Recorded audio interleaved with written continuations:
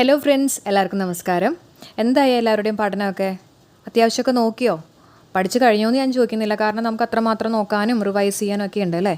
Tension അടിച്ചിരിക്കുകയാണോ? അപ്പോൾ just ഞാൻ കുറച്ച് കാര്യങ്ങളൊന്ന് പറയാം കേട്ടോ.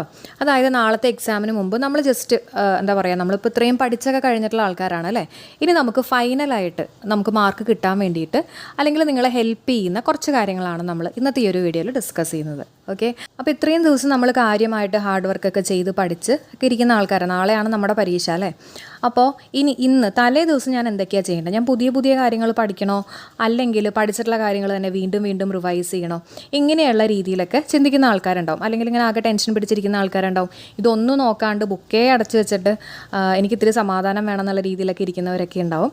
അപ്പോൾ ജസ്റ്റ് ഞാൻ കുറച്ച് കാര്യങ്ങൾ പറഞ്ഞേക്കട്ടെ കേട്ടോ. അതായത് നമ്മളിനി ആദ്യം മുതൽ നോക്കുക എന്ന് പറഞ്ഞാൽ പ്രാക്ടിക്കലി നടക്കുന്ന കാര്യമല്ല, കാരണം അത്രമാത്രം ഉണ്ട് നമ്മുടെ സിലബസ് എന്ന് പറയുന്നത് അല്ലേ. അപ്പോൾ ഇനി ചെയ്യാൻ പറ്റുന്ന കാര്യം, ഏറ്റവും ഇമ്പോർട്ടൻ്റ് ആയിട്ടുള്ള കാര്യമാണ്, നിങ്ങളൊരു PYQ ബുക്ക് അല്ലെങ്കിൽ ഏതെങ്കിലും ഒരു പ്രീവിയസ് ഇയറിലെ ക്വസ്റ്റ്യൻ എടുത്തിട്ട് ആ ക്വസ്റ്റ്യൻ പേപ്പർ വർക്കൗട്ട് ചെയ്യുക. ഓക്കെ, അപ്പോൾ അതിൽ നമ്മൾ കുറച്ച് കാര്യങ്ങളൊക്കെ തെറ്റിക്കും അല്ലേ. തെറ്റിക്കുന്ന കാര്യങ്ങൾ കൂടുതൽ ഫോക്കസ് ചെയ്ത് ആ ടോപ്പിക്ക് അല്ലെങ്കിൽ ആ ഒരു പെർട്ടിക്കുലർ സബ്ജക്റ്റ് നിങ്ങൾ ഫോക്കസ് ചെയ്ത് റിവൈസ് ചെയ്യുക. അപ്പോൾ ആദ്യം മുതൽ റിവൈസ് ചെയ്യാമെന്നല്ല കേട്ടോ, കാരണം ആദ്യം മുതൽ റിവൈസ് ചെയ്യുമ്പോൾ അപ്പോൾ അവിടെ നമുക്ക് ഉണ്ടാകുന്ന കാര്യം എന്ന് വെച്ചാൽ നമുക്ക് ആകെ ടെൻഷനായിരിക്കും. എനിക്കിതെല്ലാം ഓർമ്മ കിട്ടുമോ അല്ലേ, ഇത്രയും കാര്യങ്ങളുണ്ട്, ഇത്രയും 2-3 ബുക്കുകളൊക്കെ എനിക്ക് പഠിക്കാനുണ്ട്, ഇത് മുഴുവൻ എനിക്ക് ഓർമ്മ കിട്ടുമോ, അങ്ങനെയുള്ള ഡൗട്ടുകളൊക്കെ വരാം. അങ്ങനെയൊക്കെ വന്നു കഴിഞ്ഞാലോ പിന്നെ കുളമായിരിക്കും അല്ലേ. പിന്നെ ഫുൾ ടെൻഷനായിരിക്കും, ചെയ്യുന്നതെല്ലാം തെറ്റായിരിക്കും, നമുക്ക് ആകെ എന്താ പറയുക, ഒന്നും ചെയ്യാനും തോന്നില്ല, ഒന്നും പഠിക്കാനും തോന്നില്ല, ഉറങ്ങാൻ നോക്കുകയാണെങ്കിൽ ഉറക്കവും വരില്ല, അങ്ങനെ ഒരു പ്രത്യേക മാനസികാവസ്ഥയിലായിരിക്കും. അപ്പോൾ നിങ്ങൾ ഈ പറഞ്ഞിട്ടുള്ള ഒരു കാര്യം എല്ലാവരും ചെയ്ത് നോക്കുക കേട്ടോ. ക്വസ്റ്റ്യൻ പേപ്പേഴ്സ് മാക്സിമം വർക്കൗട്ട് ചെയ്യുക.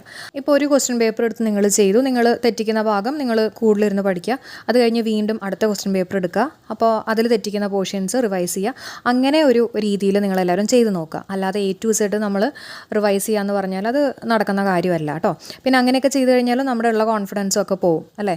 പിന്നെ ഒരു കാര്യം കൂടെ ഉണ്ട്, നമ്മുടെ ഈ ഒരു എക്സാം എന്ന് പറഞ്ഞാൽ നിങ്ങൾക്ക് 4 ഓപ്ഷൻസ് ഉണ്ട് അല്ലേ. നമ്മൾ ജസ്റ്റ് ഒന്ന് തിരിച്ചറിഞ്ഞാൽ മാത്രം മതി. അപ്പം നമ്മൾ പഠിച്ചിട്ടുള്ള കാര്യത്തിൽ നിന്ന് 4 ഓപ്ഷൻസ് കൊടുത്തിട്ട് ഇതിലേതാണ് ശരി എന്ന് ചോദിക്കുകയാണെങ്കിൽ തീർച്ചയായിട്ടും നിങ്ങൾക്ക് ചെയ്യാൻ പറ്റും കേട്ടോ. കാരണം നമ്മൾ ഇത്രയും നാളൊക്കെ പഠിച്ച് ഇത്രയും കഷ്ടപ്പെട്ടൊക്കെ പഠിച്ചിരിക്കുന്ന ആൾക്കാരാണ്. ടെൻഷനൊന്നും അടിക്കേണ്ട ആവശ്യമില്ല, നിങ്ങൾക്ക് എന്തായാലും ഇതെല്ലാം ഓർമ്മ കിട്ടും. അപ്പോൾ വളരെ റിലാക്സ്ഡ് ആയിട്ട് കൂളായിട്ടിരിക്കുക, കൂളായിട്ട് ക്വസ്റ്റ്യൻ പേപ്പേഴ്സ് വർക്കൗട്ട് ചെയ്യുക. ഇനി എക്സാം ഹാളിൽ കയറി കഴിഞ്ഞ് എങ്ങനെയാണ് നമ്മൾ മാർക്ക് സ്കോർ ചെയ്യുക അതിനെക്കുറിച്ച് ഞാൻ പറഞ്ഞുതരാം. അപ്പോൾ എക്സാം ഹാളിലേക്ക് എല്ലാവരും നേരത്തെ തന്നെ എത്തുക കേട്ടോ, അല്ലാണ്ട് ഹറിബറി ആക്കരുത്. കാരണം നമ്മൾ ആകെ ടെൻഷൻ പിടിച്ചിട്ടാണ് നമ്മൾ എക്സാം ഹാളിലേക്ക് കയറണമെങ്കിൽ നമ്മൾ പിന്നെ ചെയ്യണതെല്ലാം തെറ്റിപ്പോവും കേട്ടോ. അപ്പോൾ വളരെ പീസായിട്ട് വളരെ സമാധാനത്തോടെ തന്നെ എക്സാം ഹാളിലേക്ക് എത്തുക. നമ്മൾ പഠിച്ചിട്ടുള്ള കാര്യങ്ങളൊക്കെ ഒന്ന് റിവൈസ് ചെയ്യുക. ഇപ്പോൾ ഇംഗ്ലീഷ് തന്നെയാണെങ്കിൽ നമ്മൾ കുറച്ച് ടിപ്സുകളൊക്കെ പറഞ്ഞു തന്നിട്ടില്ലേ, അങ്ങനെയുള്ള കാര്യങ്ങളൊക്കെ നോക്കുക. അല്ലെങ്കിൽ കറണ്ട് അഫയേഴ്സ് റിവൈസ് ചെയ്യണമെങ്കിൽ അത് റിവൈസ് ചെയ്യുക. അല്ലാതെ നമുക്കറിയാത്ത കാര്യങ്ങൾ പുതിയതായിട്ട് പഠിക്കാൻ ശ്രമിക്കാതിരിക്കുന്നതായിരിക്കും കുറച്ചും കൂടെ നല്ലത് കേട്ടോ. ഓക്കെ, അപ്പോൾ നമ്മൾ എക്സാം ഹാളിൽ കഴിഞ്ഞിട്ട് നമ്മളുള്ള പലർക്കും ഉണ്ടാകുന്നൊരു പ്രവണതയാണ്, നമുക്ക് ക്വസ്റ്റ്യൻ പേപ്പർ കിട്ടിക്കഴിഞ്ഞാൽ ഈ ക്വസ്റ്റ്യൻ പേപ്പറിൻ്റെ ഇടയിൽ കൂടെ എങ്ങനെയെങ്കിലും ഒളിഞ്ഞു നോക്കിക്കൊണ്ട് അല്ലേ ആ ഒരു ക്വസ്റ്റ്യൻ കിട്ടുകയാണെങ്കിൽ നമുക്കങ്ങനെ സമയം ലാഭിക്കാം എന്നുള്ള തോന്നൽ നമ്മൾ പലരും ഒളിഞ്ഞു നോക്കാറുണ്ട് അല്ലേ ക്വസ്റ്റ്യൻ പേപ്പറിനകത്തേക്ക്. പക്ഷെ അങ്ങനെ ചെയ്യുമ്പോൾ ഉണ്ടല്ലോ, ഇപ്പം നമ്മൾ കാണുന്നത് ചിലപ്പോൾ ഒരു ക്വസ്റ്റ്യൻ ആയിരിക്കും. ആ ഒരു ക്വസ്റ്റ്യൻ കണ്ടു കഴിഞ്ഞ് നമുക്ക് അറിയാത്തതാണെങ്കിൽ ചിലപ്പോൾ നമ്മുടെ കോൺഫിഡൻസ് ലെവൽ താഴ്ത്തോട്ടങ്ങ് പോകും. ഓക്കെ, അപ്പോൾ അങ്ങനെ എൻ്റെ അഭിപ്രായത്തിൽ എനിക്ക് പറയാനുള്ളത് അങ്ങനെ നിങ്ങൾ ചെയ്യാതിരിക്കുന്നതായിരിക്കും നല്ലത് കേട്ടോ. നമ്മൾ മാക്സിമം ഇപ്പോൾ നമ്മുടെ ക്വസ്റ്റ്യൻ പേപ്പർ തുറന്നു കഴിയുമ്പോൾ നമ്മൾ കുറേ ക്വസ്റ്റ്യൻസ് കാണാണ്. അപ്പോൾ അതിലൊരു ക്വസ്റ്റ്യൻ നമുക്ക് കിട്ടിയില്ലെങ്കിൽ തന്നെ നമ്മൾ അത്രയ്ക്ക് അത് ബാധിക്കില്ല. പക്ഷേ ഈ ഒളിഞ്ഞു നോക്കിയിട്ട് കിട്ടുന്ന ക്വസ്റ്റ്യൻ, കാണുന്ന ക്വസ്റ്റ്യൻ നമ്മുടെ ചിലപ്പോൾ കോൺഫിഡൻസ് ലെവൽ കുറയ്ക്കും. ഓക്കെ, പിന്നെയുള്ള കാര്യം, നമ്മുടെ ഈ ഒരു 100 ചോദ്യത്തിൽ നിങ്ങൾ ആദ്യം ചെയ്യേണ്ടത് നിങ്ങൾക്ക് 100% ഉറപ്പുള്ള ക്വസ്റ്റ്യൻസ് ആൻസർ ചെയ്യുക. മനസ്സിലായോ? അതായത് ഇപ്പോൾ ഒരു എക്സാമ്പിൾ പറയുകയാണെങ്കിൽ ഈ 100 ചോദ്യത്തിൽ നിങ്ങൾക്കൊരു വെറുതെ ഒരു എക്സാമ്പിൾ പറയുന്നതാണ് കേട്ടോ. ഒരു 30 ചോദ്യം അല്ലെങ്കിൽ ഒരു 40 ചോദ്യമാണ് നിങ്ങൾക്ക് 100% ഉറപ്പുള്ളതെന്ന് വിചാരിക്കുക. അപ്പോൾ ഈ 30 അല്ലെങ്കിൽ 40 ചോദ്യങ്ങൾ നിങ്ങൾ ആദ്യം ബബിൾ ചെയ്യുക. ഓക്കെ, അപ്പോൾ ഫസ്റ്റ് റൗണ്ട് നമ്മളിങ്ങനെ ചെയ്യുന്നു. പിന്നെ നമ്മൾ ക്വസ്റ്റ്യൻ പേപ്പർ വീണ്ടും വായിക്കുക. വീണ്ടും നമ്മൾ വായിച്ച് കഴിയുമ്പോൾ ചിലപ്പോൾ നമുക്ക് എന്താ പറയുക, കുറച്ച് ക്വസ്റ്റ്യൻസും കൂടെ നിങ്ങൾക്ക് ചെയ്യാൻ പറ്റും. കാരണം എന്ന് വെച്ചിട്ടുണ്ടെങ്കിൽ ചിലതിൻ്റെ ചോദ്യം മറ്റേതിൻ്റെ ആൻസർ ആയിട്ട് അങ്ങനെയൊക്കെ വരുന്ന കേസുകളുണ്ടാവും. അപ്പോൾ അടുത്ത പ്രാവശ്യം ഒന്നും കൂടെ വായിച്ച് കഴിയുമ്പോൾ നിങ്ങൾക്ക് അതും കൂടെ അവിടെ സ്കോർ ചെയ്യാൻ പറ്റും കേട്ടോ. അപ്പോൾ അങ്ങനെ ഇത് ചെയ്ത് നോക്കണം. അപ്പോൾ ഇങ്ങനെ സെക്കൻഡ് റൗണ്ടും കൂടെ ചെയ്ത് കഴിയുമ്പോൾ നിങ്ങൾക്ക് കിട്ടുന്നൊരു മാർക്ക് ഉണ്ടല്ലോ, അതായിരിക്കും നിങ്ങൾക്ക് 100% കിട്ടുന്ന മാർക്ക്. നെഗറ്റീവ് ഒന്നും ഇല്ലാത്ത കിട്ടുന്ന മാർക്കായിരിക്കും. ഇനി നമ്മൾ ചെയ്യേണ്ടതെന്ന് വെച്ചിട്ടുണ്ടെങ്കിൽ നമുക്ക് കഴിഞ്ഞ വർഷത്തെ കട്ട് ഓഫ് അല്ലെങ്കിൽ ഒരു കട്ട് ഓഫിനെ കുറിച്ചൊരു ചെറിയൊരു ഐഡിയയെങ്കിലും വേണം. എന്നിട്ട് നമുക്ക് ഇപ്പോൾ കിട്ടിയിട്ടുള്ള മാർക്ക് ഉണ്ടല്ലോ, നമ്മൾ പറഞ്ഞില്ലേ 100% നമുക്ക് കിട്ടിയിട്ടുള്ള മാർക്ക്. അപ്പോൾ ആ മാർക്ക് ആ മാർക്കിൽ നിന്ന് ഈ കട്ട് ഓഫിലേക്ക് എത്തിക്കാൻ അല്ലെങ്കിൽ കട്ട് ഓഫിനേക്കാളും കുറച്ചും കൂടെ കൂടാൻ വേണ്ടിയിട്ട് നമ്മൾ എത്രത്തോളം ക്വസ്റ്റ്യൻസ് വർക്കൗട്ട് ചെയ്യണം, അതാണ് ഇനി അടുത്ത് നമ്മൾ എടുക്കേണ്ട ഒരു തീരുമാനം. ഇതെല്ലാം നമ്മൾ എക്സാം ഹാളിൽ കറക്റ്റ് ഡിസിഷൻ എടുക്കുന്നത് വളരെ ഇമ്പോർട്ടൻ്റ് ആണ് കേട്ടോ. അപ്പോൾ ഇനി ചെയ്യേണ്ടത്, ഇപ്പോൾ ഒരു എക്സാമ്പിൾ പറയുകയാണെങ്കിൽ ഒരു 6 ക്വസ്റ്റ്യൻ ഇപ്പം നിങ്ങൾ 50-50 ചാൻസിൽ നിൽക്കുകയെന്ന് വിചാരിച്ചോ. അതായത് 2 ഓപ്ഷൻ നിങ്ങൾ എലിമിനേറ്റ് ചെയ്തു, ബാക്കി 2 ഓപ്ഷനിൽ നിങ്ങൾക്ക് ഡൗട്ടായിട്ട് നിൽക്കുന്ന ഒരു 6 ക്വസ്റ്റ്യൻ ആണെന്ന് വിചാരിക്കാം. അങ്ങനെയുണ്ടെങ്കിൽ അത്യാവശ്യം നല്ല രീതിയിലൊക്കെ പ്രിപ്പയർ ചെയ്തിട്ടുള്ള ഒരാളാണെങ്കിൽ നിങ്ങൾക്ക് ഈ ഒരു 6 ക്വസ്റ്റ്യൻ അറ്റൻഡ് ചെയ്യാം എന്നാണ് ഞാൻ പേഴ്സണലി പറയുന്നത്. കാരണം എന്ന് വെച്ചിട്ടുണ്ടെങ്കിൽ ഈ ഒരു 6 ക്വസ്റ്റ്യൻ നിങ്ങൾ തെറ്റിക്കുകയാണെങ്കിൽ നിങ്ങളുടെ പോകുന്നത് 2 മാർക്കാണ്.